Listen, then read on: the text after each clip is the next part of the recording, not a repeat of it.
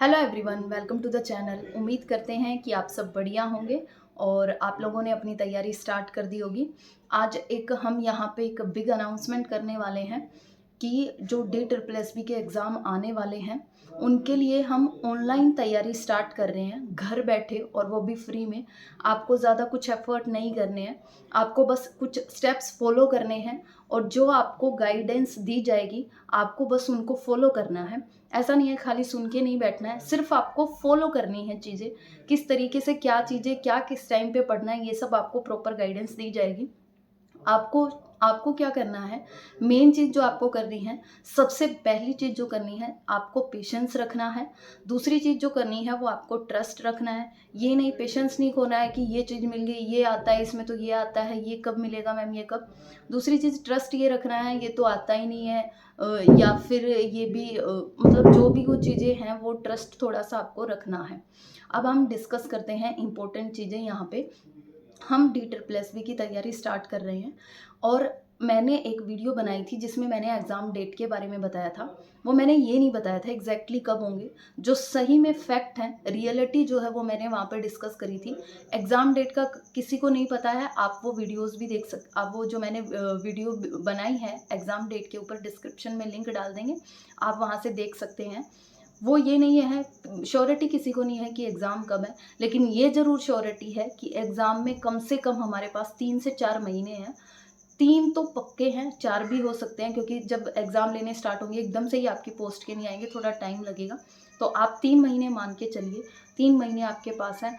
आराम से आप DSSB की, चाहे आपकी कोई भी पोस्ट हो, चाहे आपकी TGT वाली हो, PGT वाली हो, PRT वाली हो, टीचिंग में से कोई भी हो, नॉन टीचिंग में कोई भी हो, आप DSSB के एग्ज़ाम को क्लियर कर सकते हैं।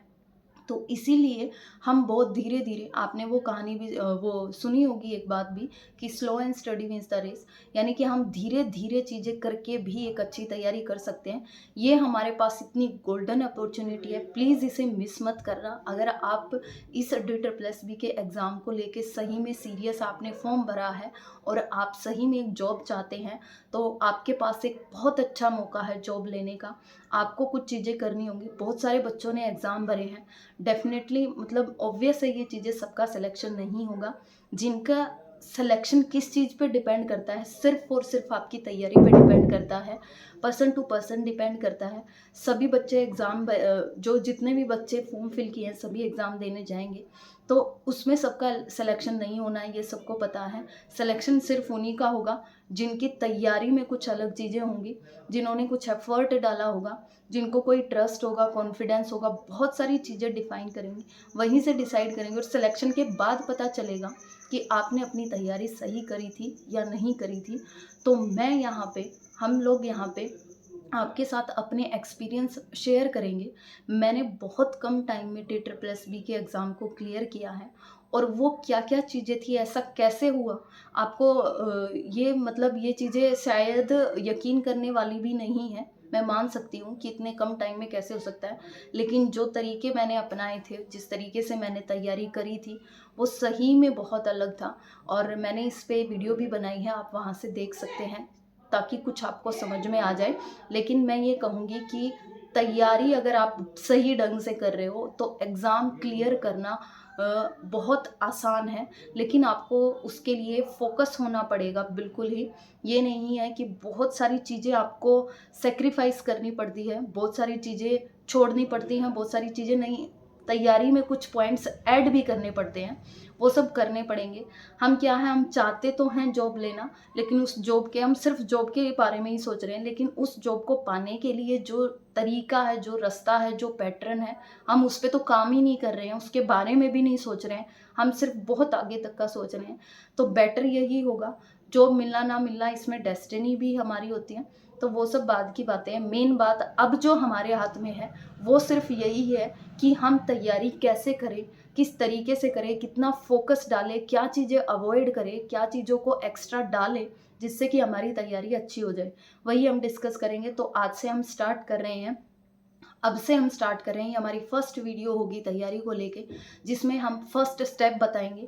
जहाँ भी हम जो स्टेप बताएंगे वो प्रैक्टिकल भी होंगे, वो थोड़े टेक्निकल भी होंगे और वो तैयारी से रिलेटेड भी होंगे, हर तरीके के होंगे। ऐसा सारा सिलेबस रिलेटेड भी नहीं होगा, एक्सपीरियंस से रिलेटेड भी होंगी, सारी चीज़ें होंगी।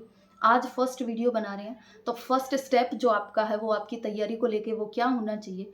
फर्स्ट स्टेप ये है कि आपको सबसे पहले ये डिसाइड कर लेना है, आपने अगर कोई भी फॉर्म भरा है तो वो आपकी पोस्ट क्या है। टीजीटी है, पीजीटी है, पीआरटी है, नॉन टीचिंग में है, एलडीसी है, स्टेनो है या फिर एमटीएस है, बहुत सारे एग्जाम आने वाले हैं।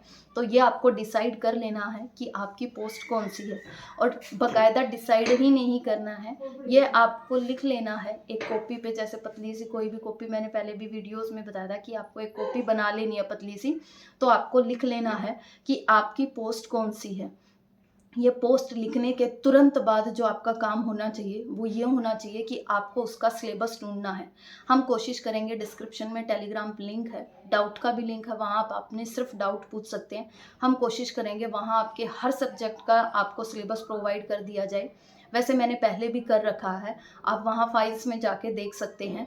आपका चाहे टीचिंग वाला हो या नॉन टीचिंग में तो सारे सब्जेक्ट सबके लिए सेम होते हैं, 200 मार्क्स का आता है नॉन टीचिंग में। लेकिन एलडीसी वगैरह में थोड़ा सा पैटर्न अब इन्होंने कंप्यूटर ऐड किया, वो सब हम वहाँ पे आपको शेयर कर देंगे। तो पहला काम आपका ये है, एक पोस्ट डिसाइड कर लेनी है और उसके बाद उसका सिलेबस आपको अपने पास रख लेना है। ये सबसे फर्स्ट स्टेप है। अगर आप ये इतना कर लेते हो, आप सेकंड स्टेप पे तभी जाना जब आप अपना फर्स्ट स्टेप कर लेते हो। ये आपको दे मेक श्योर कि आपने फर्स्ट स्टेप क्लियर कर लिया है, आपने डिसाइड कर ली है आपकी क्या पोस्ट है, आपने उसका सिलेबस अपने पास रख लिया, उसमें से गो थ्रू हो गए हो, यानी आपने देख लिया है ये सब्जेक्ट है, यहाँ से ये आना है। ये सब चीज़ें डिसाइड करने के बाद फर्स्ट स्टेप यही है। और सेकंड स्टेप पे आप तभी जाओगे जब आपका फर्स्ट स्टेप होगा। अगर आपने इतनी स्ट्रिक्टली अगर चीज़ें फॉलो करनी स्टार्ट कर दी तो आपकी तैयारी बेस्ट होगी।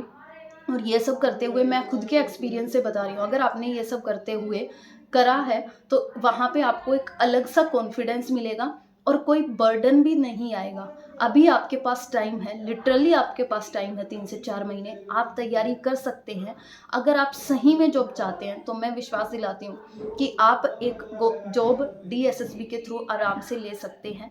कोई इंटरव्यू भी नहीं है, आपको बस एक एग्ज़ाम देना है और आपका पेपर क्लियर हो जाएगा। थोड़े से सिर्फ अपनी तैयारी पे फोकस करना है, उसमें कुछ पॉइंट्स ऐड करने हैं। तो यही हम फर्स्ट स्टेप इस वीडियो में यही रखते हैं, डिसाइड करो आपकी पोस्ट कौन सी है, देन उसके बाद उसका सिलेबस रखो। हम भी कोशिश करेंगे, साथ साथ हम ऐसे ही step to step, first step हमारा यही होगा, सेकंड स्टेप हम जल्दी डिस्कस करेंगे। और तीसरी लास्ट में एक ही इंपॉर्टेंट चीज़ मैं बोल के जाऊँगी, चीज़ों को लाइफ से अवॉइड करना सीखो, स्पेशली जब आप कोई अपनी लाइफ में ज़रूरी काम कर रहे हो। जैसे अब अगर आप तैयारी कर रहे हो तो आपको चीज़ें अवॉइड करनी पड़ेंगी। अगर नहीं करोगे तो वहाँ वो जो आपकी तैयारी में एनर्जी लगनी चाहिए वो बेफालतू में वहाँ लग जाएगी। तो इसलिए यहाँ पे और जितना हो सके सिर्फ और सिर्फ अपनी तैयारी के बारे में सोचते रहो। जितना हो सके कमेंट्स वगैरह या फिर बातें किसी को जज करना या फिर बताना कुछ, वो सब अवॉइड करने की कोशिश करो। ये सिर्फ सुनने में है, जब इन सब मैं गारंटी देती हूँ अगर ये सब चीज़ें आप प्रैक्टिकल ले आए, इनको प्रैक्टिकली भी करने लगे तो इनसे सही में फ़ायदा होगा। तो नेक्स्ट वीडियो में मिलते हैं नेक्स्ट स्टेप के साथ कि अगला स्टेप हमारा क्या होगा। अगर आप बने रहे तो घर बैठे भी आप आराम से ऑनलाइन बहुत अच्छे से तैयारी कर सकते हैं। सब चीज़ आपको दी जाएगी, आपको पेशेंस रखना है, ट्रस्ट रखना है और चीज़ें अवॉइड करनी सीखनी है। तो मिलते हैं नेक्स्ट वीडियो में। Thank you, have a nice day.